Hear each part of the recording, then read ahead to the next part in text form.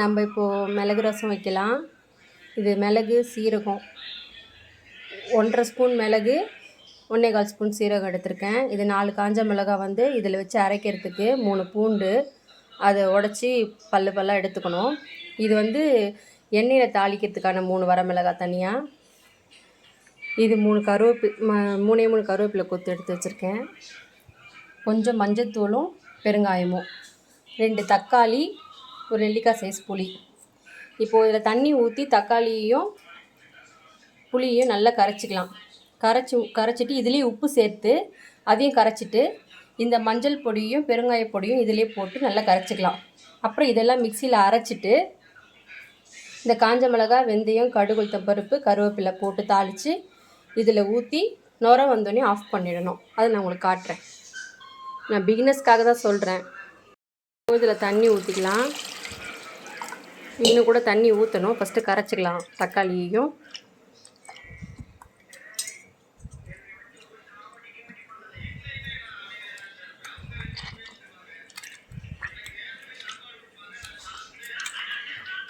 நல்லா கையில் தான் கரைக்கணும். அது நம்ம அன்றைக்கி வச்சது தக்காளி ரசம். அது வெறும் தக்காளி மட்டும் போட்டு மிக்சியில் சட்டுன்னு சிம்பிளாக வைக்கிறதுக்காக அது சொல்லியிருந்தேன். இது நம்ம எல்லார் வீட்லேயும் வைக்கிற ரசம் தான். இது நல்லா இந்த மாதிரி நல்லா கரைக்கணும். இருங்க கரைச்சிட்டு காட்டுறேன். நல்லா கரைச்சிக்கலாம். நல்லா தக்காளி அந்த இது திப்பியாக தெரியாமல் இதையும் கரைச்சி புளியும் நல்லா கரைச்சிட்டு உப்பையும் இதில் ஆட் பண்ணிக்கலாம். தேவையான அளவு உப்பு ஆட் பண்ணிவிட்டு இந்த மஞ்சத்தூள் பெருங்காயம் இருக்கு இல்லையா, இதையும் இதிலே நம்ம சேர்த்துடணும். சேர்த்துட்டு ஒரு கரண்டி வச்சு நல்லா இது மிக்ஸ் பண்ணிடலாம். இந்த கரண்டி வச்சு நல்லா மிக்ஸ் பண்ணி விட்டுக்கோங்க. அந்த பெருங்காயம் கரையிற மாதிரி உப்பு பெருங்காயம் நல்லா கரைஞ்சிடணும்.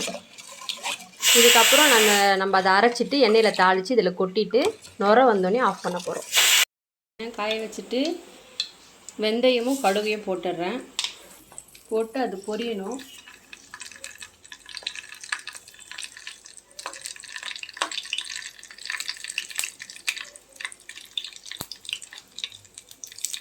கருகிடக்கூடாது. வெந்தயம் கொஞ்சம் பொரிஞ்சிருச்சு.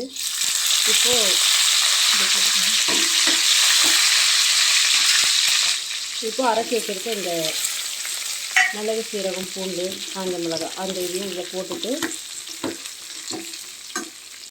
மிளகு, சீரகம், காஞ்ச மிளகாய் அரைச்சி வச்சுருக்கேன் இல்லையா, அதையும் இதில் போட்டுட்டு கொஞ்சம் நல்லா அந்த ஸ்மெல் வரும் நமக்கு ரசம் இது பண்ணும்போது. அதுக்கப்புறம் இதில் கொட்டிட்டு நம்ம நுர வந்ததுக்கப்புறம் அந்த சூடு வந்து நுர வந்தோடனே ஆஃப் பண்ணிடணும். கொதிக்கக்கூடாது ரசத்தை. இதே இதில் கொட்டிட்டேன். கொட்டி தாளித்து இதில் ஊற்றியாச்சு. இப்போது வந்து ரசம் வந்து நமக்கு சூடாகிட்டு இதில் மேலே நுர வரும். அப்படி பொங்கி நுர வரும். வந்ததுக்கப்புறம் கொத்தமல்லி போட்டுட்டு ஆஃப் பண்ணிடலாம்.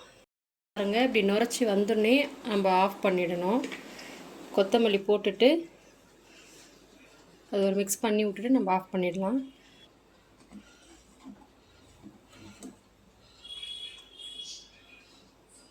அவ்வளோதான். அப்படி நுரைச்சி வந்து நம்ம ஆஃப் பண்ணி